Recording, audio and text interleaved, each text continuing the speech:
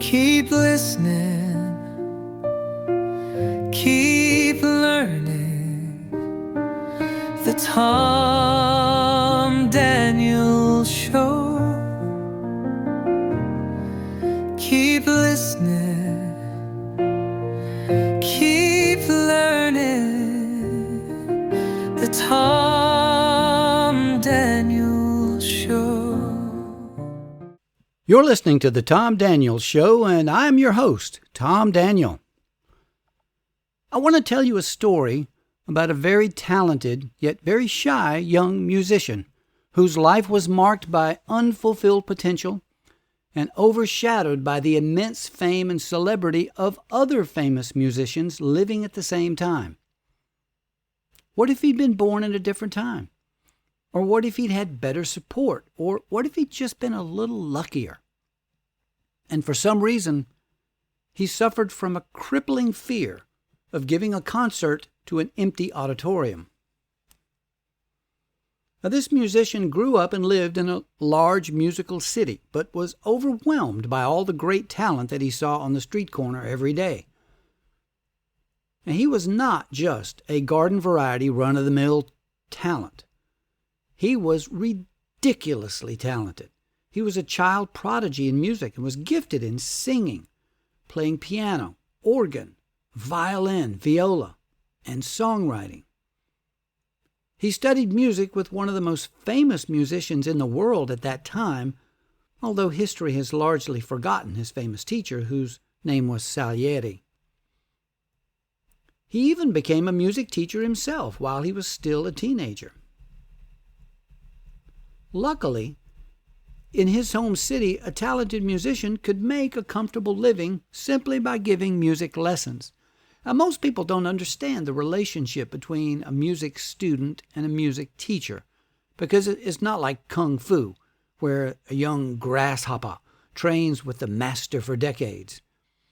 Instead, a music student should really only study with each teacher for 1 or 2 years and then move on to another music teacher to get a broader perspective.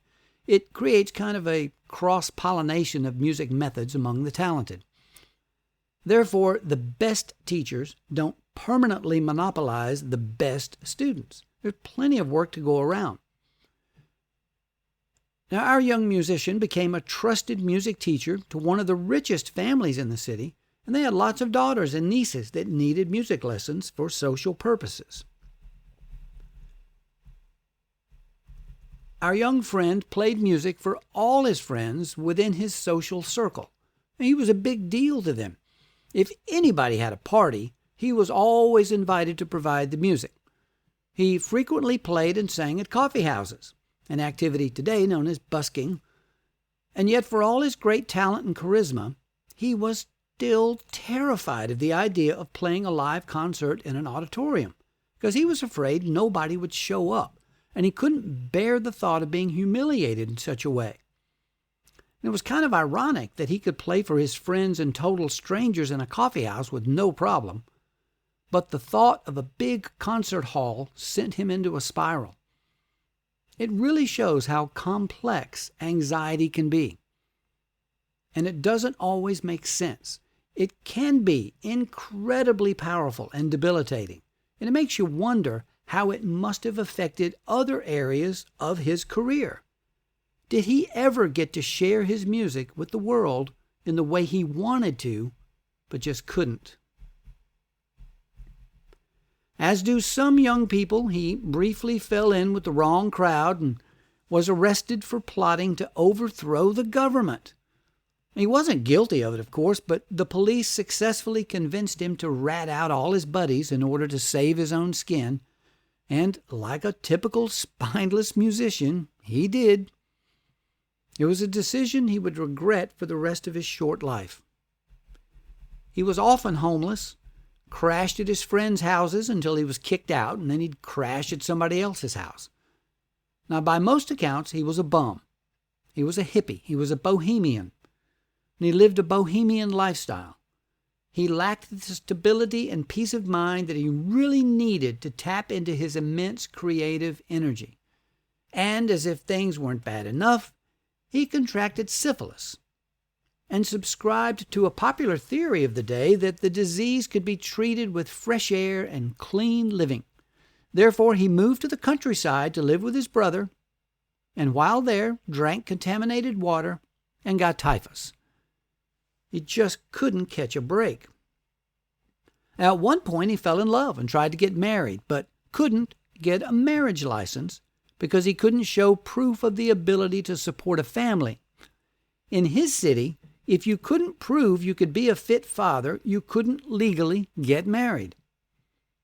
And our young friend was a Class A bum all the way around, so he never married.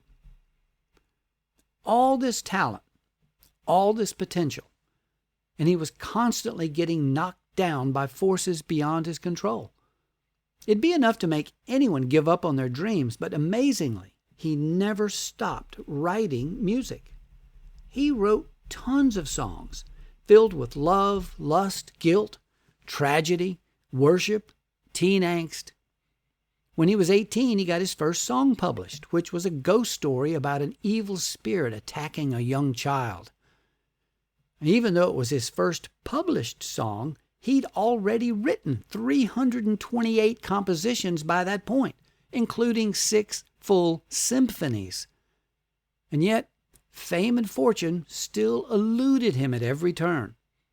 His own circle of friends knew who he was, but practically nobody else did. Where did he find the strength and inspiration? It's a testament to the power of art that even in the darkest of times, the creative impulse can still burn brightly. And it really makes you wonder about the nature of genius. Was he born with it, or was it forged in the fires of his adversity? You're listening to The Tom Daniels Show. We'll be right back. What are you waiting for? The Tom Daniels Show. What are you waiting for? The Tom Daniels Show. Welcome back to The Tom Daniels Show, and give it up for my band as always. Mary Mac is the world's most perfect band. I was talking about a shy young musician who faced a crippling series of setbacks in his career. Now, the single most famous musician in the entire world also lived in his city, and our young friend worshipped him from afar. He actually did get a chance to meet him once and wrote about it in his journal. However, he must not have made a very big impression because the famous musician didn't mention a single syllable of the meeting in his own journal. Ouch. And when the big famous composer died, our young musician's friends convinced him to give an honorary tribute concert on the 1-year anniversary of his death. Now, initially he said, no way, not doing that. There's no way he would give a concert to an empty house. And he was convinced nobody would show up. However, his friends eventually prevailed as they pointed out that he had a year to prepare and that they would handle all the publicity and guarantee him a crowd. So he finally agreed to give his very first public recital, and he began preparation. Now, seemingly, all went well. As the date approached, he was well prepared to perform, and his friends had taken care of all the necessary publicity. And then, less than 2 weeks before the scheduled date, fate threw him one last curveball. The most electric performer in the entire world suddenly showed up in town and announced that he would give a surprise concert on the night after our young friend's recital to kick off a brand new concert tour.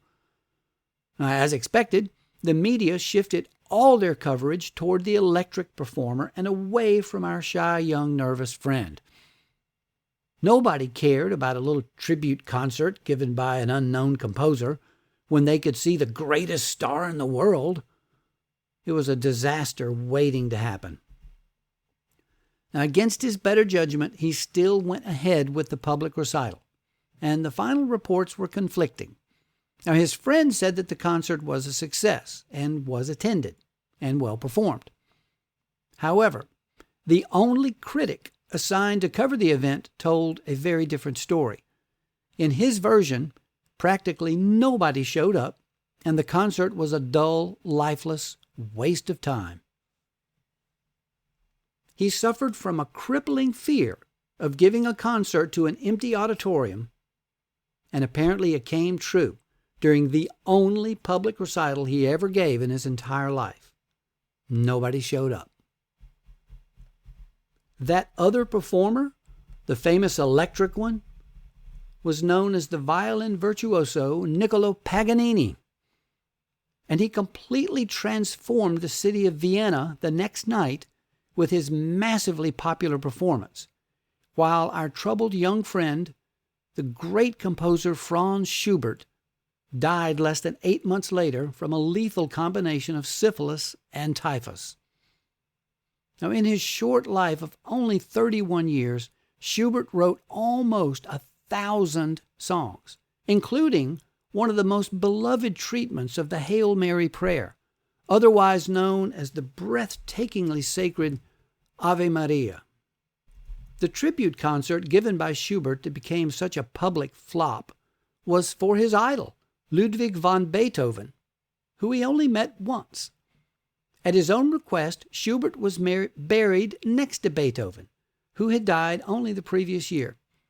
Now, the city cemetery in Vienna flooded several times over the next few decades, and any impacted graves were exhumed, and the inhabitants reburied in a different location each time it happened.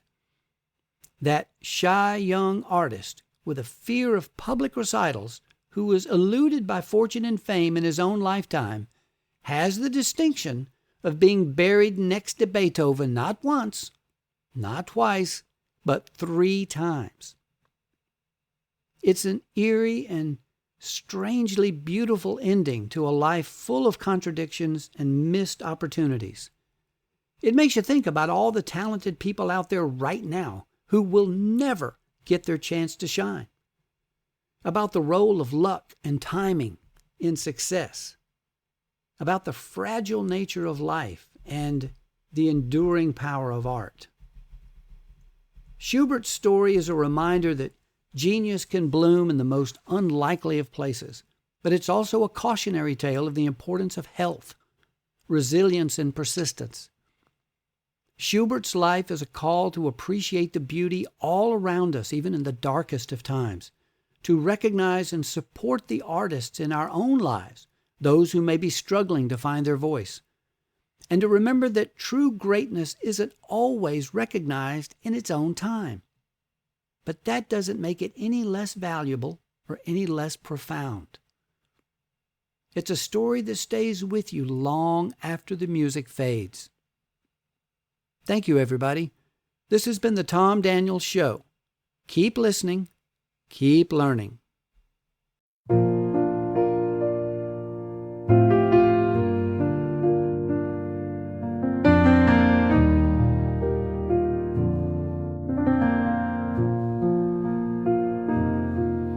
Keep listening, keep learning.